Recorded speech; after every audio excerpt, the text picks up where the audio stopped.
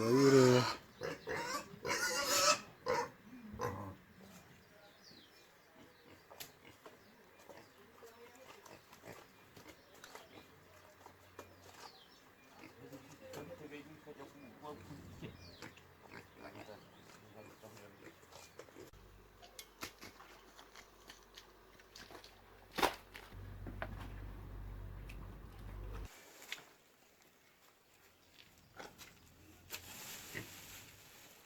yemwe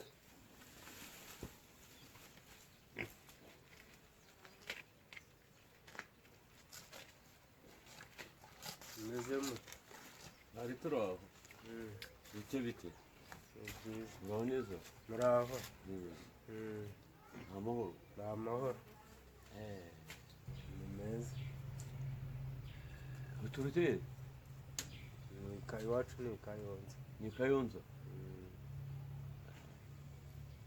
ukaba nahasi nkuze rwose wa mugani ntabwo nkuze Naha iwacu ni ni Kayonza. Kayonza Nanjye nari ndimo ngenda nshaka akazi.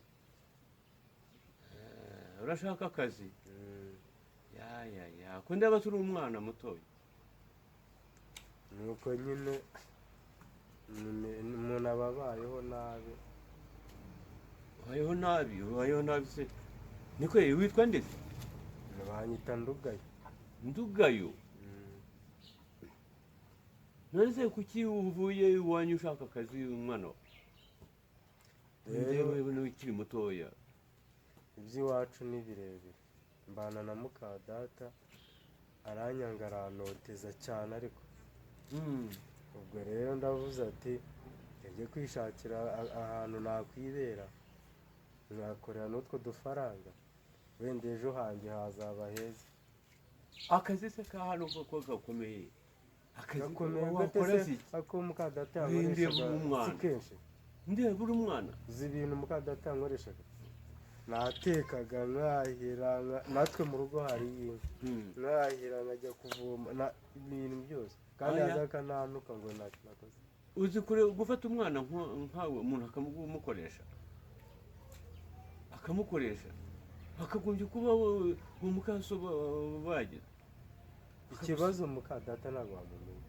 Ni umuntu usenga uhora mu masengesho. Na papa ntabwo ajya yemera ko ari umuntu mubi.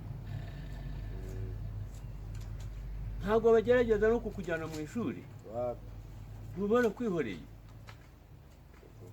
akazi ka hano karavunana narivuyemo kera. ayowe Ishuri nariretse mfite nka 13.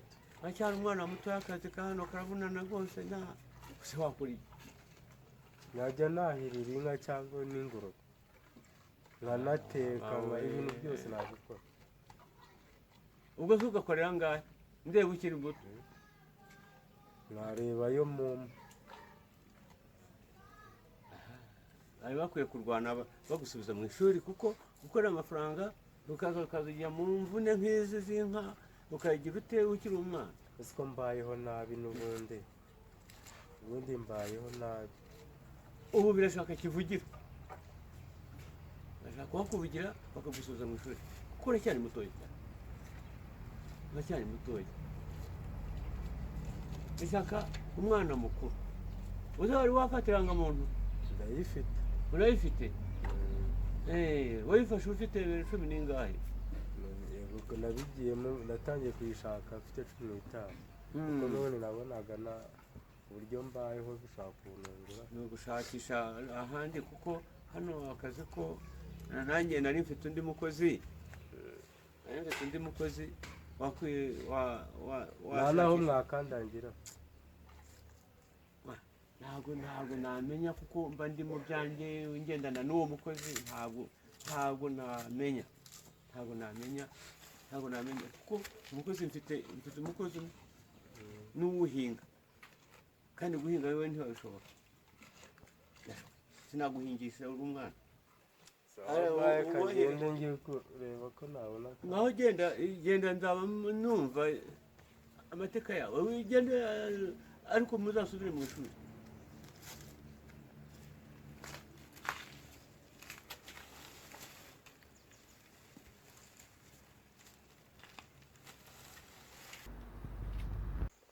Hi guys, nongeye kubashimira cyane. Amazina nitwa Ndugayo, kuri channel bita ISP Kigali. Iwacu ni Kayonza, ni Ndugayo wanyu kabisa. Mwadukora subscribe kandi mukadushayaringa kugira ngo tubashe kuzamuka. Yego murakoze. Amazina nanjye nitwa Murekatete Jeannette, ndi umukinnyi muri iyi filime mukunda kureba. Nkaba inkunga yanyu, turabatangizi, turabafondateri, turabana kuri mwebwe mu tureba, ariko numvaga icyifuzo cyanjye mwadukorera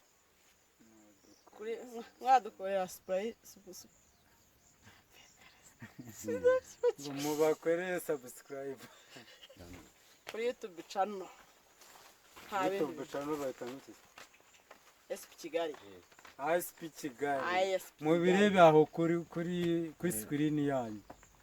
Yanditseho ISP Kigali. This is Ndugayo. Ngo ni Murekatete. Muri ISP Kigali rero turifuza yuko mwadukorera SPC. Yes, mujye mutubara, urabona tuba turi ahantu umuntu weki. Turwaneho n'abanyacyaha. Tuzamuke, natwe tuzamuke. Nkuko bagenzi banjye rero babivuze. Nkuko bagenzi banjye babivuze. Natwe ISP Kigali niyo channel yacu.